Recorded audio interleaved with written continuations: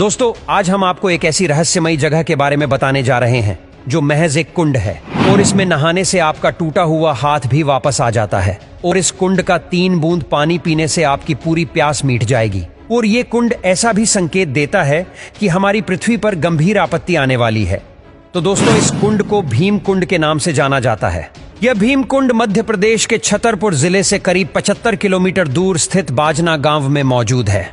इस कुंड को देखने और इसमें नहाने के लिए बहुत से लोग दूर दूर से आते हैं। किस्सों कहानियों में बताया जाता है कि इस कुंड का संबंध महाभारत काल से भी है, जिससे इसका महत्व और बढ़ जाता है। भीम कुंड की खासियत यह है कि इसका पानी बेहद साफ और निर्मल है, जहां लाखों की संख्या में मछलियां ऊपर तैरती हुई दिखाई देती है। जब भी कोई आस्थावान व्यक्ति इस कुंड में स्नान करने के लिए आता है तो न तो मछलियां पानी के अंदर जाती है और न ही उन्हें किसी प्रकार का डर होता है, क्योंकि उस व्यक्ति से इतनी सकारात्मक ऊर्जा निकलती है। भीम कुंड की गहराई नापने के लिए कई वैज्ञानिकों ने दिन रात एक कर दिए, लेकिन आज तक कोई भी वैज्ञानिक और संस्था यह पता नहीं कर पाई कि आखिर भीम कुंड की गहराई कितनी है और आखिर कैसे एक छोटे से कुंड के अंदर समुंदर जैसी स्थितियां पैदा होती है। आखिर इस कुंड का महाभारत में क्या महत्व था, चलिए इस बारे में आपको थोड़ा बताते हैं। दरअसल ऐसा माना जाता है कि पांडव जब अज्ञातवास में रह रहे थे तब उन्होंने अपना कुछ समय भीम कुंड के आसपास गुजारा था।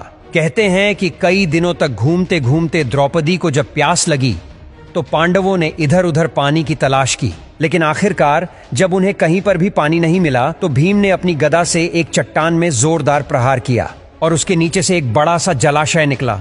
मगर उस जलाशय के अंदर जाने के लिए कोई रास्ता नहीं था और इसलिए अर्जुन ने अपने बाणों का प्रयोग करते हुए वहां एक रास्ता बनाया और इस तरह न सिर्फ द्रौपदी ने बल्कि 5 पांडवों ने भी अपनी प्यास बुझाई। और यह कुंड भीम द्वारा बनाया गया था, इसलिए इसे भीम कुंड कहा जाता है। भीम कुंड 40 से 80 मीटर चौड़ा है और यह कुंड देखने में बिल्कुल एक गदा के जैसा दिखाई देता है।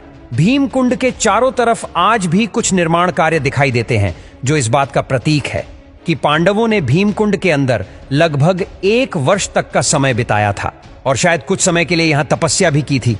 ऐसा कहा जाता है कि जब भी किसी तरह की कोई प्राकृतिक आपदा जैसे बाढ़, भूकंप, सुनामी आने वाली होती है तो इस कुंड के जल का स्तर अपने आप बढ़ने लगता है और यहाँ के लोग इस संकेत को देखकर समझ जाते हैं कि जल्द ही कहीं ना कहीं प्रकृति का प्रकोप बरसने वाला है। साल 2004 में सुनामी आने से पहले भी इस कुंड में अचानक कुछ हलचल पैदा होनी शुरू हो गई थी, जब इस कुंड से पानी की लहरें 15 से 20 फीट ऊंचाई तक अचानक उछलने लगीं। इसी घटना के बाद से भीम कुंड के दर्शन करने वाले लोगों की संख्या काफी बढ़ने लगी। कुछ दिनों बाद देश विदेश की मीडिया और दुनिया भर के वैज्ञानिक भी यहाँ पहुंच गए, जिसके बाद भीम कुंड पर शोध शुरू किए गए कि आखिर कैसे इस कुंड में समुद्र की तरह हलचल हो रही है। हैरानी की बात तो यह है कि वैज्ञानिक कई दिनों तक इस कुंड की गहराई को नापने की कोशिश करते रहे और कई गोताखोरों ने कुंड के अंदर झांक कर देखा। लगभग 22 फीट पानी के अंदर जाने के बाद वो लोग आगे नहीं जा पाए, जैसे कोई ताकत उन्हें आगे जाने से रोक रही हो। वैज्ञानिकों का कहना था कि इसकी गहराई नापना संभव नहीं है। इसके अलावा यहाँ गहराई में कई क्विंटल वजन की मछलियां मौजूद है और अंदर पानी का बहाव भी बहुत तेज है और साथ ही नीलम पत्थर के जैसी एक बड़ी चट्टान भी है। वैज्ञानिकों ने अपनी रिसर्च में आगे बताया कि जो मछलियां इस कुंड के अंदर मौजूद है, ठीक वैसे ही मछलियां समुंदर की गहराई में पाई जाती है। तो कहीं ना कहीं इस कुंड का संबंध समुंदर से मिलता जुलता है। कुछ समय बाद जब नेपाल और जापान में भूकंप आया तब भी इस कुंड का जलस्तर अचानक से बढ़ने लगा था, जिससे यह कंफर्म हो गया कि प्राकृतिक आपदाओं से इस कुंड का कोई न कोई तो संबंध जरूर है। इस कुंड के पास में एक गुफा भी बनी हुई है जिसमें शंकर जी का शिवलिंग विराजमान है। यहाँ पर आने वाले लोग इन्हीं की पूजा करते हैं। ऐसी भी मान्यता है कि इस कुंड में स्नान करने से सभी प्रकार के रोग दूर हो जाते हैं, इसलिए लोग इस कुंड का जल बोतल में भरकर ले जाते हैं, क्योंकि ऐसा भी कहा जाता है कि इस कुंड का पानी गंगा जल के समान पवित्र है। ऐसा कई सालों में देखा गया है कि गंगा के जल की तरह ही भीम कुंड के जल में भी कभी कीड़े नहीं पड़ते।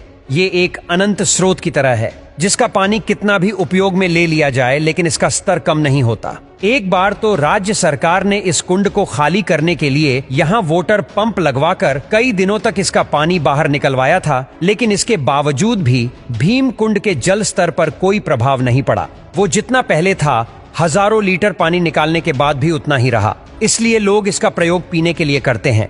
इस कुंड के अद्भुत जल के विषय में एक और चीज कही जाती है कि चाहे पीने वाले व्यक्ति को कितनी भी प्यास लगी हो, अगर इस कुंड का मात्र 3 बूंद जल भी उसने ग्रहण कर लिया तो इंसान की पूरी प्यास बुझ सकती है। इस कुंड से जुड़ी हुई एक और हैरान करने वाली बात यह है कि इसमें डूबने वाले व्यक्ति का मृत शरीर कभी नहीं मिल पाता। आमतौर पर जब भी कोई व्यक्ति पानी में डूब जाता है तो कुछ वक्त के बाद उसका शरीर फूलकर पानी की सतह पर तैरने लगता है, लेकिन इस कुंड में आज तक जो भी डूबा है उसका शरीर कभी भी बाहर नहीं आया है। लोगों का मानना है कि ऐसा इसलिए होता है क्योंकि इस कुंड में कोई तल नहीं है और यही कारण है कि इसमें डूबने वाला व्यक्ति सदा के लिए अदृश्य हो जाता है। जैसे कि इन तस्वीरों में आप देख सकते हैं कि भीम कुंड एक गुफा के अंदर बना हुआ है और यहाँ तक जाने के लिए गुफा में सीढ़ियां बनी हुई है। इस कुंड के अंदर पानी में जब सूर्य की किरणें पड़ती है तब पानी में इंद्रधनुष बनते हैं और वो दृश्य बेहद मनोरम होता है। वैज्ञानिकों ने जब इस कुंड की गहराई नापने का प्रयास किया तो उन्हें कुंड के भीतर 2 बड़े कुएं जैसे मिले, जिन्हें देखकर ऐसा लग रहा था जैसे कुंड के भीतर एक और बड़ा सा कुंड है।